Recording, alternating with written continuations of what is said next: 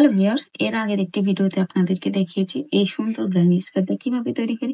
আজকের ভিডিওতে দেখাবো আমি এই দুটো গ্রানি স্কার্ট কিভাবে আমি জয়েন্ট করি। আপনারা এই গ্রানি স্কার্টের জয়েন্টটা দেখে আপনারা যে কোনো গ্রানি স্কার্টকে এই টেকনিকটা ফলো করে কিন্তু জয়েন করে নিতে পারেন এবং নিজেদের পছন্দের যে কোনো প্রোডাক্ট তৈরি করতে পারেন। আমি এই দুটো গ্রানি স্কার্টকে জয়েন করার জন্য ইয়েলো কালারের মিল্ক কটন সুতা নিয়েছি চায়না। এই যে একটি স্লিভ নট করে নিচ্ছি। এই যে স্লিপ নট করে নিলাম। এখন এই স্লিপ নটটাকে এই যে দুটো রানি স্কোয়ারের এই যে টু চেন স্পেসে এই দুটোকে যেভাবে করে এই যে জয়েন করে দিলাম। আবার এখানে একটি সিঙ্গেল ক্রোশেট করে নিলাম। জয়েন করার পরে আবার একটি সিঙ্গেল ক্রোশেট করে নিলাম। এখন আমি যেটা করব, এই যে দেখতেই পাচ্ছেন এই পাশের এই যে চেনের দুটো লুপ থাকে, এই যে উপর লুপ নিচের লুপ, এই পাশের নিচের লুপের সাথে এটাকে এভাবে করে বের করে দেব এবং এই পাশের এই যে চেনের নিচের লুপ এটাকে এভাবে বের করে নিব।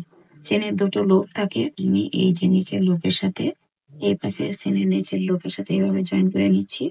একইভাবে আবার এই পাশের চেনের নিচের লুপের সাথে এটাকে এভাবে করে এই যে জয়েন করে নিচ্ছি। দেখতেই পাচ্ছেন আমি খুব স্লোলি করতেছি যাতে আপনারা অনায়াসে এটা বুঝতে পারেন এবং এমন সুন্দর ভাবে দুটো গ্রানি স্কোয়ারকে আপনারা জয়েন করে নিতে পারেন। এই যে দেখতে পাচ্ছেন বিভিন্ন ভাবে ক্রোশেট গ্রানি স্কোয়ারকে দুটোকে কিন্তু জয়েন করা যায়।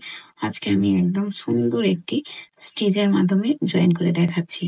দেখতেই পাচ্ছেন সুন্দরভাবে জয়েন করে নিচ্ছি এবং কত সুন্দর স্টিচ উঠতেছে। একদম একদম সুন্দরভাবে কিন্তু দুটো গ্রানি স্কোয়ারকে জয়েন করে নিচ্ছি।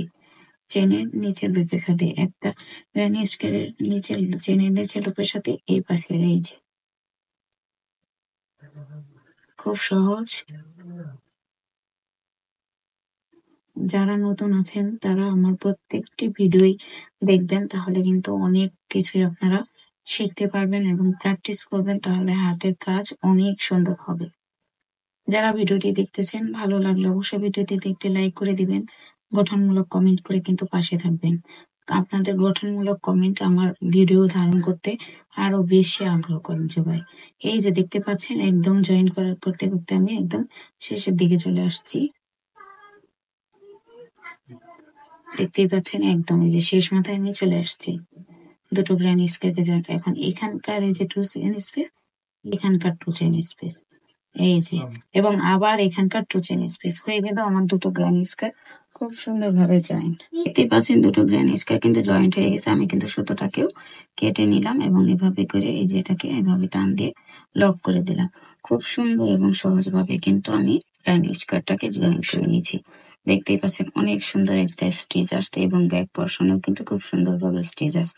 যদি ভিডিওটি ভালো লেগে থাকে অবশ্যই একটি লাইক কমেন্ট করে পাশে থাকবেন।